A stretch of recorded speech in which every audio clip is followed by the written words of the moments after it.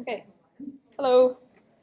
Um, so I'm going to talk about real-time fMRI and neurofeedback. My name is Michal. So, real-time fMRI. Usually we process fMRI data after acquisition, right? So you collect your data, you go down to the scanner, you collect all your images, you go back upstairs, you take all the images from the scanner, and then you process them, right? In real-time fMRI, you can do it online. So this is a relatively new technology. People have started thinking about this in the 90s, and our own Bob Cox was very involved in developing this. This was back before he was here. Right, so people started thinking about doing real-time fMRI in the mid-90s, and it took a little bit of time for the technology to develop so we can actually use it. But really what this does is just allow us to look at the fMRI data online. Okay? And there's lots of things you can do with this, because you can look at the fMRI data, but you can also look at motion, you can look at all kinds of different scan parameters online. And one of the things you can do with real-time fMRI, which I'm going to spend pretty much all the talk talking about, is neurofeedback. Okay?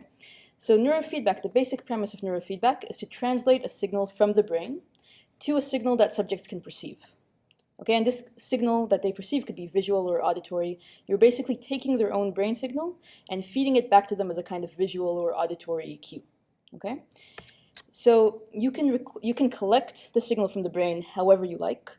You can use EEG, you can use electrodes in the brain, or you can use real-time fMRI. Right, but you have to be able to look at the signal in real time so you can feed it back to them. So this is an example of a kind of basic real-time fMRI neurofeedback experiment. People are in the scanner. You get the signal from the brain. You put it through a BCI or a neurofeedback program, which calculates whatever it is you want to be calculating, and then you feed it back to them as some kind of feedback. Right? This is a fairly typical feedback, right? Like a thermometer saying your brain activity has gone up or gone down. Right? This is just another example. So you're looking at this area here, you get the signal from this area in real time, and you tell people, and then you translate that into a visual representation, right? So say the height of the ball is the degree of activation of the signal. And you can tell people try and raise the ball, try and make it higher, right? And that will correspond to activity in that area being higher. Yes? Any questions so far? Just about what the basic premise is? No? Okay, so what do we need to do neurofeedback?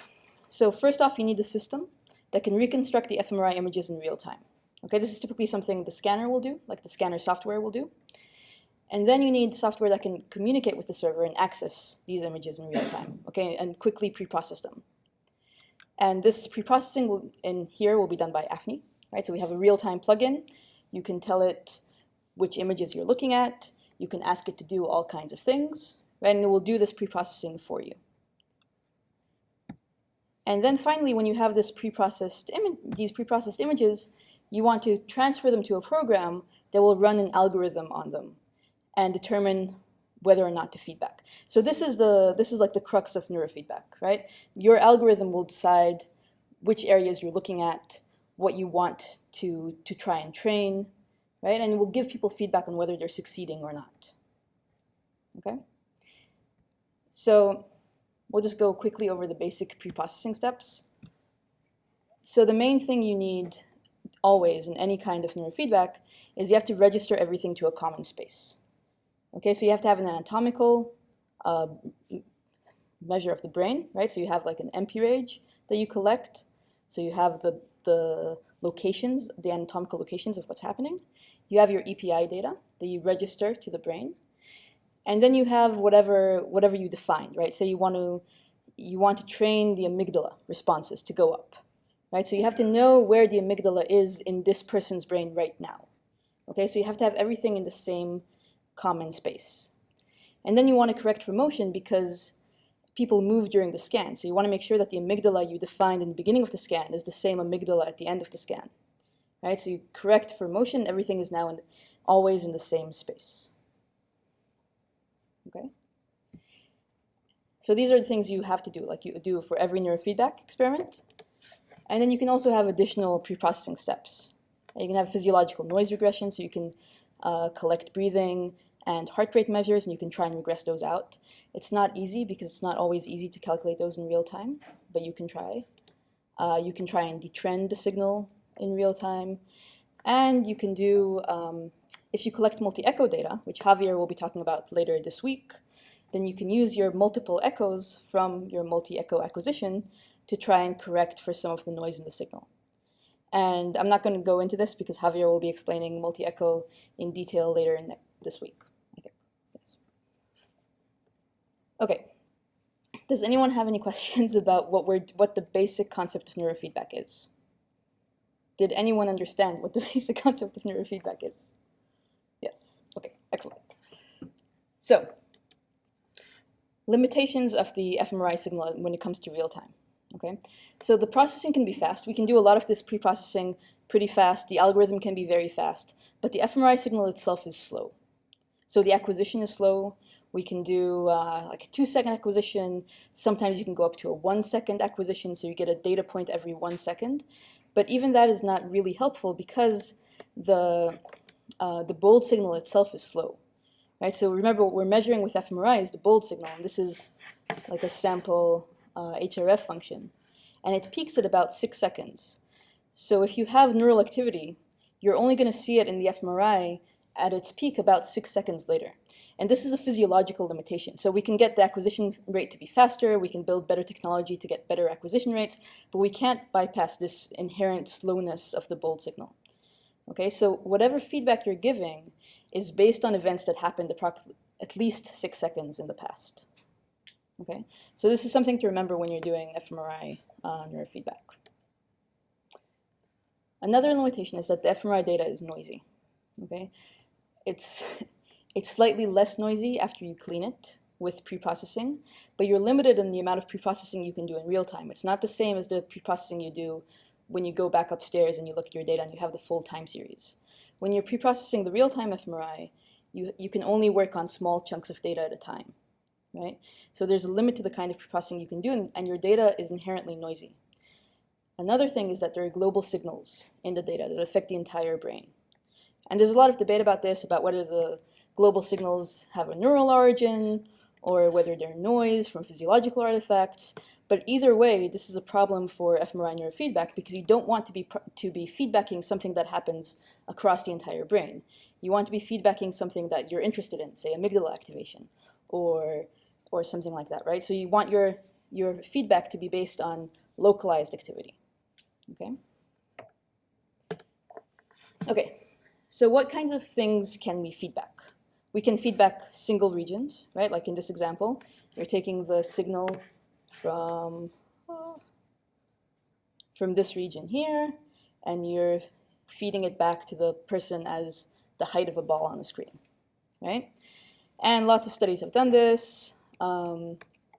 Multiple studies look at single regions and try and feedback that. You can also feedback a classifier output. You can calculate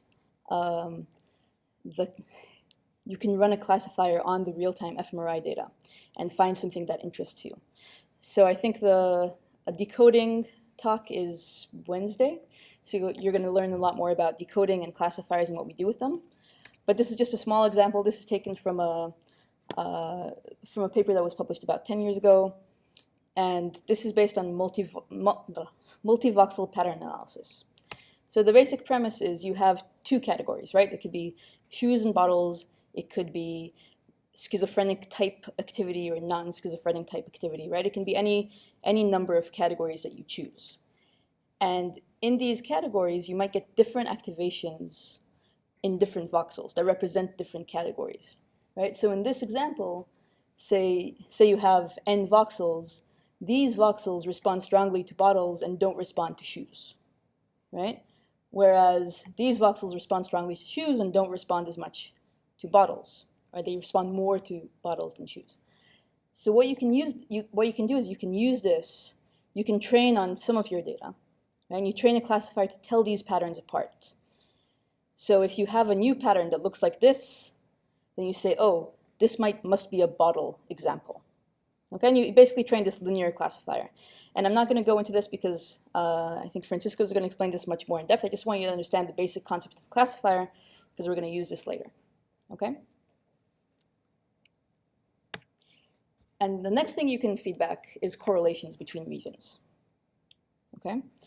And this and the classifier are not trivial to do in real time because sometimes they need to be calculated over a longer period of time, and there are methods to try and make this more real time. And we'll go into this a little bit later. Okay, so that was just a brief overview of how we do neurofeedback. But the big question really is, why should we do neurofeedback? So what are the goals of neurofeedback? So the first thing people usually think about is clinical applications, right? So people have been doing neurofeedback for a while, mainly with EEG, but a little bit with fMRI now, more recently, to try and train brain activations of people with ADHD or depression or schizophrenia, autism. There have been all kinds of clinical applications for this. And so far, it's not clear how much this works. We're still, I think, in the process of understanding how this works for clinical applications, and we'll talk we'll talk more about this later. Okay. The other thing you can use this for, and this is a different kind of neurofeedback, is to enhance performance. So this isn't necessarily a clinical population. This is probably more a typical population, a control population. But say you want to enhance attention in people. So in this case, what you're doing is not necessarily trying to train specific brain activity, but you're trying to use activity from the brain to understand the person's state, and then use that as feedback for your task. So for instance, say you have an attention task, right? And we know that prolonged attention is very difficult for people. People can't sustain attention for very long. They lose interest, right? And they have these drop-offs in attention. So what this study did was they had this face-scene task. You see this kind of merged face-scene image, right, like here.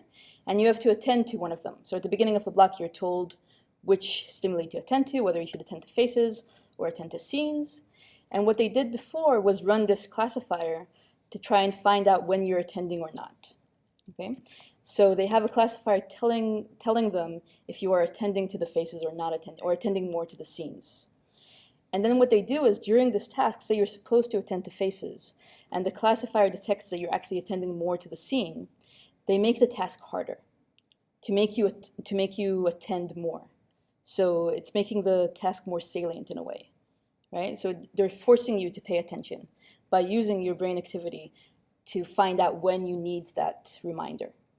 Okay? So this is an oversimplification of this paper, but that's the basic concept, right? You use the signal from the brain to optimize the task. And what they found was that people who were trained with this kind of feedback got better even after the task. So it wasn't just during the task that they were doing better than the people who didn't have this kind of feedback, but also later they were trained to pay attention better. Okay? So this kind of thing can work in enhancing performance on like attention tasks or other everyday tasks, which of course you wouldn't necessarily want to use an MRI for. But. Okay, and the last thing you might want to think of using neurofeedback for is to investigate causality, or to understand the relationships between networks and behavior. So these are all more clinical applications, the first two, but neurofeedback can be very interesting from a basic science point of view as well. So we'll talk more about this later, but I just want to make this point now. When you're designing a neurofeedback experiment, the main question you should be asking yourself is, what is your question, A? And do you need neurofeedback to answer your question? Are you doing neurofeedback because it's cool? Or are you doing neurofeedback because it's essential to answering your question? Right? And then a follow-up question is, does the experiment you planned actually answer your question? Okay, this is always true for any experiment. For neurofeedback, it seems to be especially true. So these are all things to keep in mind. And the reason I have this last question about does your planned experiment actually answer your question is because neurofeedback results can be very difficult to interpret. So there was this recent study. They did the randomized control trial in depression. Okay, so they took a bunch of people with depression, unremitting depression, and they trained them with two kinds of feedback. So one group got the real feedback, or what they thought would help, which is they were training this emotional control network, and another group got feedback from a visual scenes network. Okay, and they were told what they should be doing to try and increase activity in these regions, right? And in both cases, the neurofeedback worked, so they got better at controlling these regions. And what they thought would happen is that the group that was trained on the emotional control network would have improved symptoms of depression, right? Because that's the network they think underlies depression. Whereas the group trained on the visual scenes wouldn't have no change, right? But then what actually happened was that both groups got much better, significantly better. This was a big change, right? So this is just showing the depressive symptoms, and they go down for both groups. The solid black line is the group that was trained on the emotional control network. The gray line is the group that was trained on the visual scenes network. And here again, you see the remission rate, so it goes up. A lot of these, so 50% of the group that was trained on the visual scenes remitted, actually slightly more than the group that was trained on the emotional control network. Right? And their takeaway from this was that it's not the feedback itself, it's not the changes in the network that's driving this change in the depressive symptoms. It's the training. It's something about the training. It's coming into the scanner and being told you're going to control your own brain activity and then successfully doing it and having that rewarding feeling of having controlled your brain. So it's not the networks that were changed because of the feedback. It was the training. It was something about the going through this process of feeling like you're controlling your brain. So they could have trained them on basically anything. Right? It was just the getting feedback and feeling like you're in control. That was their takeaway from this. Okay, so I'm going to define something I'm going to call task-based neurofeedback. So task-based neurofeedback is any kind of neurofeedback where people are given a strategy for what they're supposed to be doing. Right? So in the depression study, they were given a strategy for how to control the emotional network or how to control the visual scenes network. And people are very good when given a strategy at doing it. Right? But one of the problems with this is that it doesn't bypass behavior. So they have a task. Their task is to do what the strategy is, right? Their task is to try and think of happy memories or imagine scenes at the beach, okay? And they're doing this task while in the scanner. And this behavior activates the networks that you're trying to train, right? That's why you gave them the strategy in the first place, because you know it activates these networks. So when you look at changes in networks, you can't tell if it's because of the feedback or it's just because of them practicing the strategy, right? So it doesn't answer this question of causality, of does the network cause this behavior, or is the change in the network caused by the behavior, okay? You're still left with the correlation.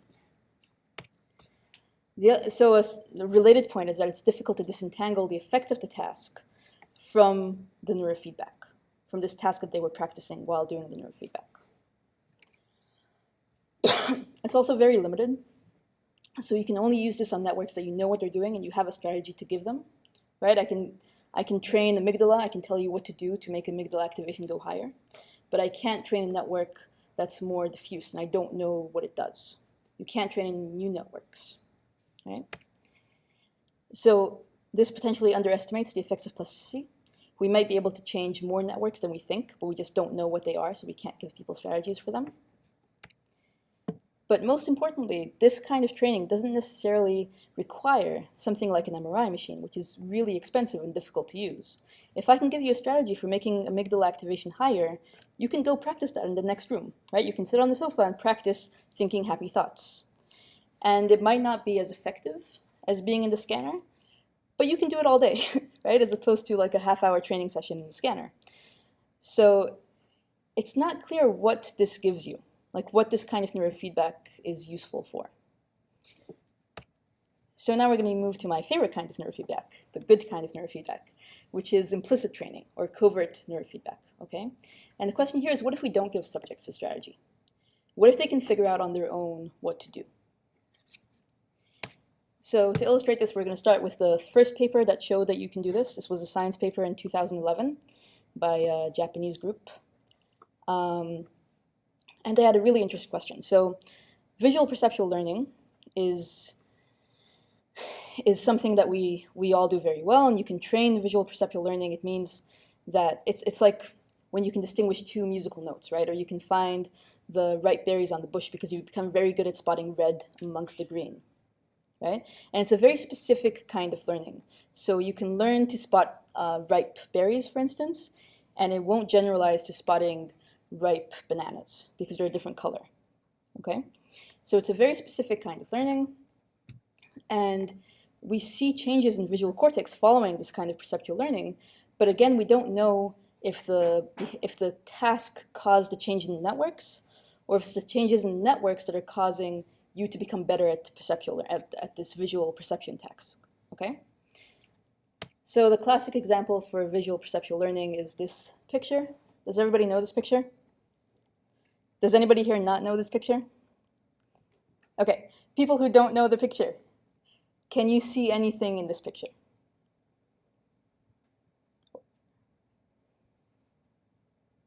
No? Okay, what if I tell you that there's a dog in the picture, right? What if I tell you that this is the head, and then the back here, tail, these are the legs. Do you see it? It's a Dalmatian dog. No? Yeah? I don't have the reveal for the picture, so you don't have the effect. But there is a Dalmatian dog in the picture. And if you've seen it, once you've seen it once, you can't unsee it anymore. If you see this picture, you will always see the Dalmatian dog. Okay? So that's a classic visual perceptual learning example. So their question was, is early visual cortex plastic enough to cause this kind of visual perceptual learning? So what they wanted to do was to induce change in a very specific manner in this early visual cortex, but without showing the stimuli that they're training, right? Again, they want to bypass the behavior, bypass the task, bypass the training with examples of whatever it is they're trying to train, which in this case was gabors. Gabors are like, I'll show you in a second. So early visual cortex V1 is organized into these orientation columns. So some areas of V1 respond better to a specific kind of orientation. So if you show lines, you'll get areas of V1 activate very strongly, other areas deactivate, other areas activate much less. So you can use this to build a classifier for orientation, right? And these are the stimuli they use. They're called gabors, okay? So it's basically lines of different orientations, and they flash these very quickly on the screen, and they're hard to discriminate. So I can flash one of these on the screen and ask you, was it this orientation, or this orientation, and this, or this orientation? And people aren't great at answering this. You make them fuzzy, and you flash them quickly, and it's a difficult task. So what they wanted to see was if they could train perceptual learning for one orientation, okay?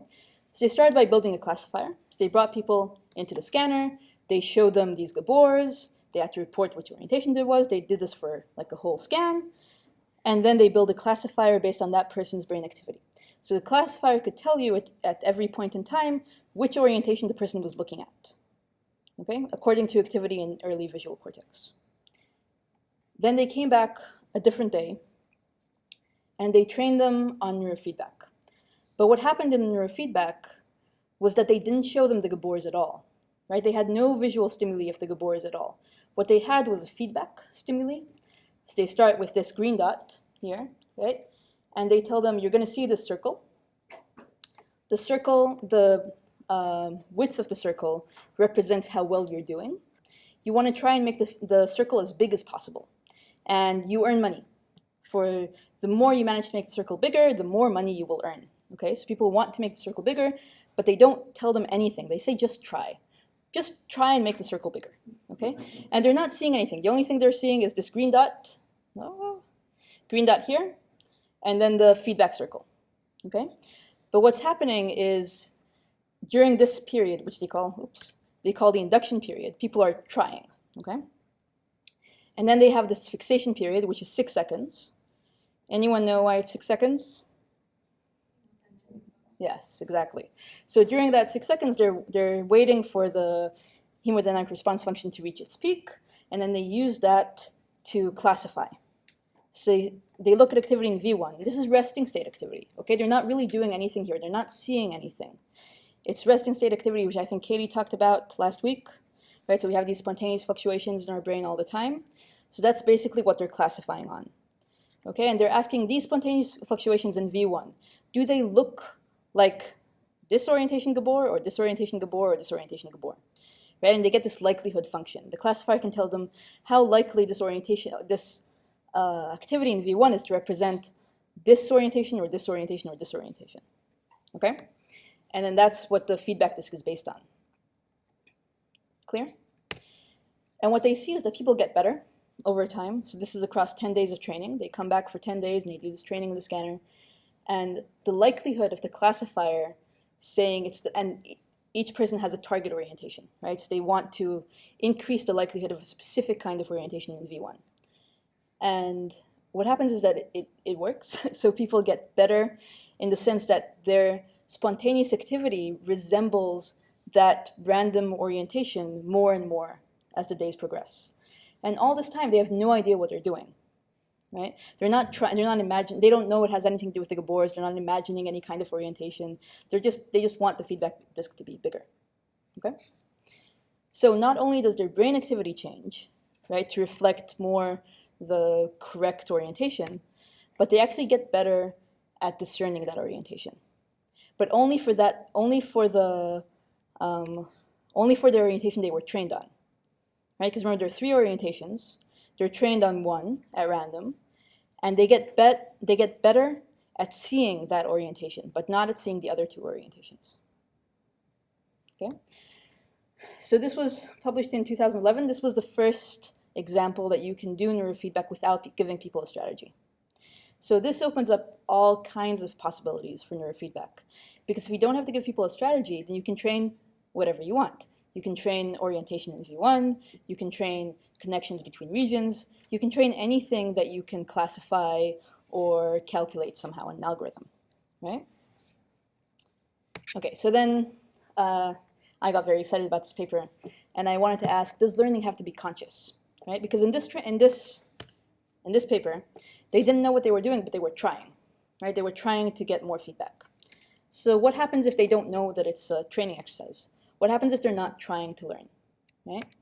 So what we did was we put people in the scanner, and we looked at 2 regions in the brain, in the visual cortex, the fusiform face area and the parahippocampal place area.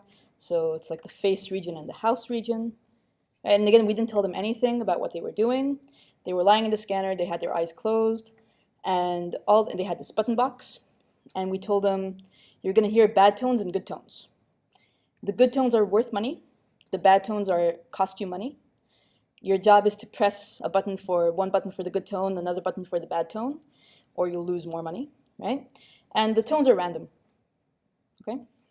And what was actually going on, so this is the good tone. Oh, let's try it again. Okay, and the bad tone. Sucks. Oh. I don't know if you heard anything. The good tone was like ta-dum and do-do. Okay, so the tones are also inherently good or bad, right? Even if you just hear them, you know they're good or bad. And they had no idea what they were doing. But what was actually going on was we had half the people in the FFA good group and half the people in the PPA good group. So half the people in the face is good, half the people in the house is good group. And we look at the difference in activation of these signals at every time point. Okay, and for the FFA good group, for the faces good group, if the signal from that region is higher than the signal from the house region, right, and above a certain threshold, they get the good sound. If it's the other way around, they get the bad sound. And for the other group, it's the other way around, right? So if the signal from the house signal is higher than the signal from the face region, they get the good sound. Otherwise, they get the bad sound, right? So we're feedbacking these connections from the brain. So we're feedbacking, we're giving good reward for activating the face area and punishing for activating the place area, or vice versa, depending on which group they're in. But they have no idea what's going on. They don't even know that they're supposed to be learning anything. Okay? And what happens is we see changes in the connectivity. So this is on the first day of training, and this is the connectivity of all the other voxels in the brain to the good region versus the bad region, right? Whatever that is for each person. Okay, and there's nothing really happening here. But then by the second day, far more voxels are correlated to the good region than to the bad region. And on the third day, it's even stronger, right? So this feedback, this reward and punishment, even though they don't know what's going on and they're not trying to do anything, their brain is learning, okay? So this was just a proof of concept that you don't even need to be trying to be able to learn. Next thing we wanted to do was try and look at aberrant networks, like you get in clinical populations, right? Where, for instance, in autism, the connectivity we know is aberrant compared to controls, right? This is true for many of the disorders, for schizophrenia, for almost any mental health disorder, and you see aberrant connectivity, okay? So when you're trying to train these people with behavioral strategies, right, you're showing them more and more of the same thing. And for people that have these disorders, they've lived with them for a long time, right? People with autism are exposed to social situations all the time. It doesn't make them better to just practice. And our thinking was that maybe what's happening is, if the networks are aberrant, then just presenting the same stimuli over and over is just activating these wrong networks, right? So it's like using the wrong muscles. So say you had an injury and now you're walking with a limp. If you just practice walking more and more, you're not going to get better, right? You need to go to a physiotherapist and he will tell you, no, you have to do these exercises and you have to strengthen these muscles and you have to walk this way. And then you can practice walking the right way and you will strengthen the right muscles and then you'll be fine, right? But if you have bad gait and you just keep walking, it's not going to improve. So just practice on its own is not enough. You need to tweak the networks and kind of push them in the right direction.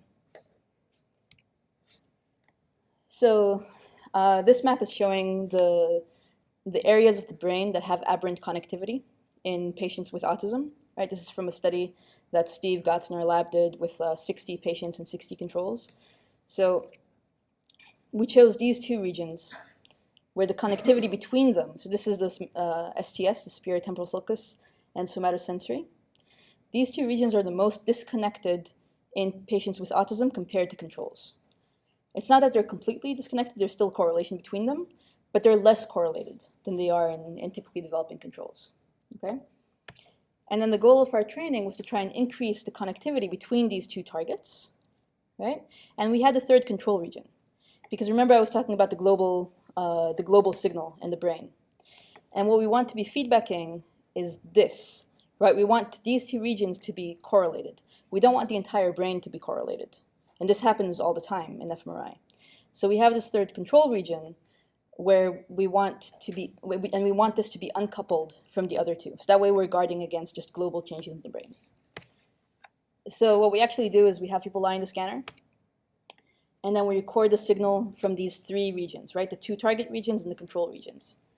And for each time point, we look at the change between that time point and the previous time point in the signal for each region, right? So for each region, the signal could either go up or go down. Right? It's just a one time point thing. It's just a trend. From this time point to the previous time point, did the signal go up or did it go down? Right? And we have this for all three regions. And what we want to happen is we want the signal in the two target regions to be going in the same direction and opposite from the control, right? At each time point. And we don't care if they're both going up and the control is going down, or they're both going down and the control is going up, because we're not looking at activations, we're looking at connectivity. So we just want them to be moving in the same direction, okay? So we do this each time point, and the algorithm looks at these three trends, and it just decides were the targets moving in the same direction and opposite from control or not, right? So if this happens, where's my pointer? So if we have either of these scenarios happen, then we give them feedback, okay? Because this is the network we're trying to reinforce, okay? So they get this audio-visual feedback. The feedback is in the form of this game. So we tell them that they're playing a puzzle task, okay? And they start off with this blank screen, and we say there's a picture hidden underneath the screen, and your job is to try and reveal the picture, okay? So what they see is, this is very sped up, but what they see is these squares coming up. So that's the feedback. Whenever we see the network we want to see, we give them a square and they hear a ding sound, okay? And the main point of that is that you don't have to use a thermometer or a ball going up and down. You can use whatever kind of feedback you want, because the purpose of the feedback is just to reward the network or the activity that you want to reward. And if you make the feedback more interesting, it's going to work better, because people will be more engaged and they'll care more about the feedback, and it's just, you stay away from the balls going up and down because people lose interest, and if they're not engaged, it's not going to work. Okay? Okay, so this is showing what happened in the brain. So this is across 4 days of training, and we see the correlation between the two targets went up. The correlation between the target and control went down, which is what we were training, right? They had to be decoupled all the time. And we had a follow-up that was between a month to a year after training, and we see that this kind of learning is maintained even after a year of training. Okay? This is just showing the brain again. Okay, so now we want to look at the networks, because this is just looking inside the regions that we defined. But we want to know what happened across the entire brain. So what we do is we look at the correlation. We choose one of the targets, say target 2, somatosensory, and we look at the correlation of every voxel in the brain to that target minus its correlation to the control. Right? So we're saying across days of training, which regions are now more correlated to the target and less correlated to control. And we get this map. Right? So we see that the areas that are at the end of training compared to the beginning of training are more correlated to this region here, right? This is our target, are these regions, right along where our second target was. Right? So it was training exactly what we wanted to train. The other target became more correlated to second target and less correlated to control. Okay? So that's basically what I wanted to tell you about neurofeedback. So I think the main takeaway from this is real-time neurofeedback is a potentially very powerful tool, and it can change networks. But we have to be very careful when we're designing studies, because it's too easy to design a study that doesn't actually answer the question. If you're giving people a strategy and they get better, you don't know if it's just because they practiced the strategy in the scanner. And it's very hard to disentangle those two. Right? So when you're designing a study, you have to be very careful in thinking what you want to answer. Okay? So we have lots of open questions in this. The first is, how does changing networks change behavior? Because most of what I've shown you so far was showing changes in networks. In the last study I showed you, we actually had a change in behavior as well that was correlated to the change in networks, but it wasn't exactly in the direction we anticipated. So they didn't overall get better, these patients with autism that we trained, but the change in the networks was correlated to the change in the brain. But it's hard to interpret what that means, right? And we have very few studies that show a clear change in behavior following training. So this is still an open question. I think it's a promising direction, but it's not like I can tell you now that neurofeedback definitely works from a clinical perspective, right? We're not quite there yet, working on it. And then the other big question, I think, is, can you train any network if you have enough time or you give the right feedback, right? Or are there networks that are very hard to train? Will you be able to train a network that's completely uncorrelated? Right? Can you take just two random places in the brain that shouldn't be talking to each other and make them talk to each other? Right? That's a very important question. It has interesting implications, also ethical implications, right? I think the answer is probably no. I think probably you can't train any network, but it's actually a very interesting tool to ask this question. Right? Okay, and then we have lots of other open questions. So like, what is the mechanism for neurofeedback learning? We think it's mediated through the reward system, but nobody has shown a clear mechanism for how this works. Some subjects learn very well, some subjects don't learn at all. Why? Why do some subjects learn and some subjects don't? What is it about their brains? What is it about how maybe they need a different kind of feedback, right? What is the optimal network size to train? What should we be training? Should we be training single regions? Should we be training pairs of regions? Should we do whole brain training, right? What features should we be training? Should we do classifiers, activations, correlations, frequencies, right? There are all kinds of things that we could potentially be training. And finally, what happens, does it work better if you're trying? Or does it work better if you're not trying? Because if this is subconscious, this kind of learning, maybe you're interfering with yourself when you try and consciously get the picture to come up, for instance. Okay, so that was basically it. Does anybody have any questions? Yeah. So if you would like to use neurofeedback for some kind of trial to evaluate it as a treatment symptom, how would you design a sham for it? Okay. So just repeat for the recording. The question was, if you want to design the trial with neurofeedback, how do you design the sham? So that's a really good question, and it depends on what your trial is. Because, for instance, with the depression study, there have been other studies with depression that used a sham where they were given other people's feedback instead of their own feedback, right? And that sounds like a great sham because they're getting the same feedback, they have the same rewards, they have the same number of rewards, right? Everything seems great, except if they have a strategy, then they know there's a mismatch between what they're doing and the reward they're getting. And that can be very frustrating. So they can be trying and feel like they're doing great, right? Like you're thinking happy thoughts and you can feel the happy thoughts and you feel great and you know that you're doing this imagery very, very well, but you get no feedback or your feedback is negative, right? So especially if you're training the reward network, it gets very confusing, right? Because you're actually giving them a negative reward because there's a mismatch between their internal feedback and the external feedback that they're getting. So like these studies have shown that the people who get this kind of sham feedback actually get worse. But is it because they're not getting feedback, or is it because they're getting frustrating feedback, right? So that's not a good control for that kind of trial. It might be a good control if nobody knows what they're doing, and they think the feedback is random, and then it doesn't matter because there's no mismatch, right? But if you are giving them a strategy, then you have to think of a feedback that will have the same effect as the real feedback.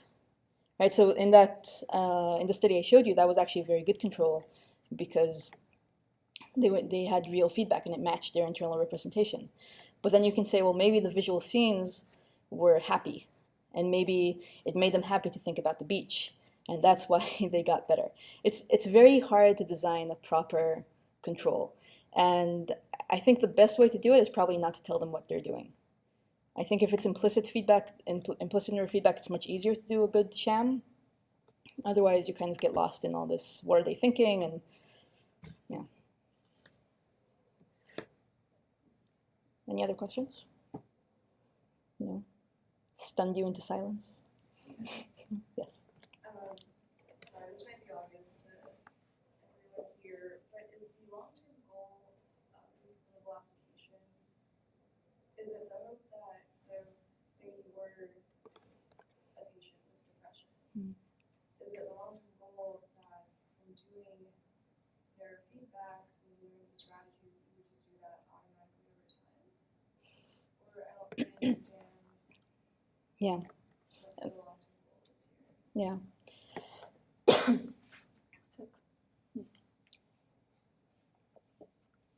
Okay, so the question was, what is the long-term goal of the neurofeedback? And the answer is the point is to change the brain activity, change the way the brain is wired, right? So it's not that they would be trying all the time to like imagine happy thoughts or whatever. It would be that the underlying circuits had changed over the course of training, and now they look more like a normal person's, right? So for instance, in depression, we know that they tend to overreact to negative stimuli and underreact to good stimuli. So the point of the training would be maybe to make their reactions more normal, and then hopefully that should carry over to normal life when they're not being trained. So an important thing I didn't talk about here is the transfer runs. What people normally do when they do neurofeedback is they do training, but then they also do transfer run where there is no feedback. And you want to see if the change to the networks that happened from the training is carried over to the transfer run. And if it is, then you expect it to happen just in the future always. So, yeah. if we could characterize that as a sort of recalibration then, it would be expected that recalibration is fairly permanent? Yes.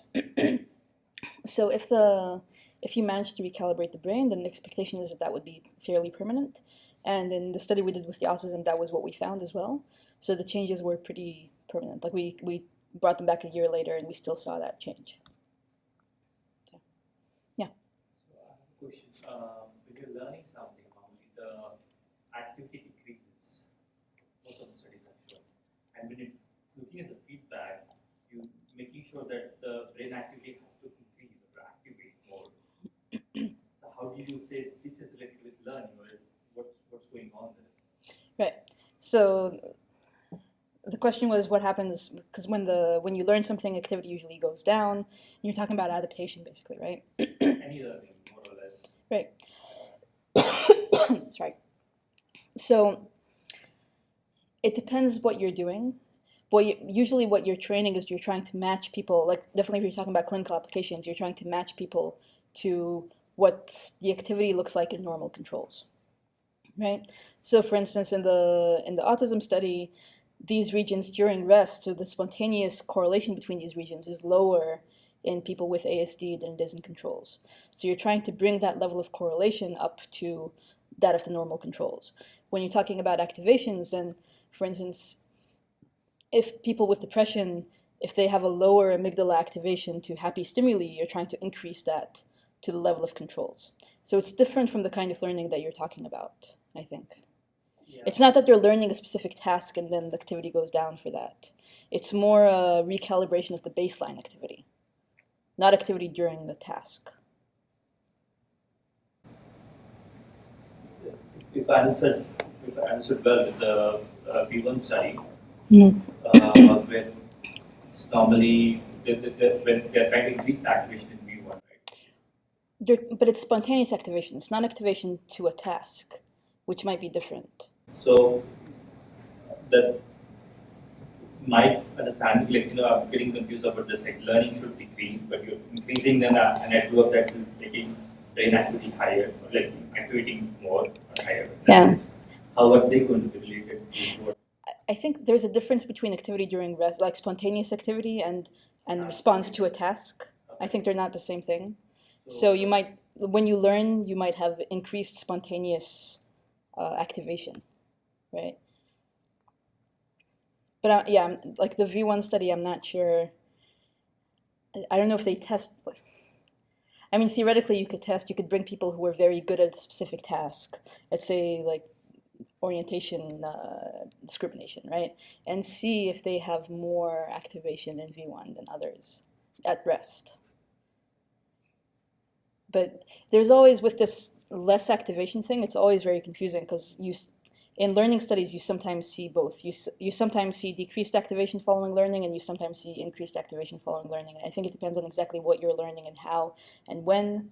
So it's not like but it's a kind of a paradox, this decreased activation following learning.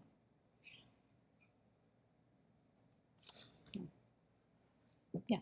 Is there any research on like if the learning you see is in itself associated just with the technique of measurement, like you present in the scanner, or like if they weren't in the scanner, for example, or in a different one, like very. Yeah, well, if it's specific, we know that specific kinds of learning are context specific, right? So if you're studying for a test in the scanner, then you'll do better on that test when you're in the scanner again, right? So that's obviously not what we want. But here it's not training, you're not training a specific kind, like explicit learning, right? It's more you're recalibrating the underlying networks. So I think that's different. Any other questions? No? Okay. Thank you.